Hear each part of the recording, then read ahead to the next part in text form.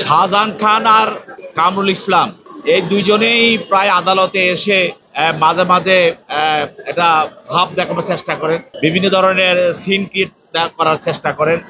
কামরুল ইসলামের বিষয়টা কিছুটা কমেছে, কিন্তু শাহজাহান খান এখনো থামে নাই। এখন উনি কোর্টে বলতে চাচ্ছেন যে পিপিরা নাকি মামলা করতেছে।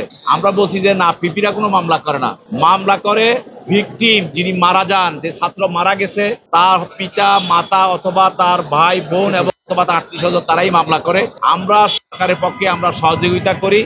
আর তিনি বলছেন যে এই মামলাগুলো ভূতের মামলা, কিন্তু আমি বলেছি যে 2000 ছাত্র জনতাকে গুলি করে হত্যা করা হয়েছে রাজপথে, এবং ভ্যানের উপরে তাদেরকে রেখে আগুন দিয়ে পেট্রোল দিয়ে জ্বালিয়ে দেওয়া হয়েছে।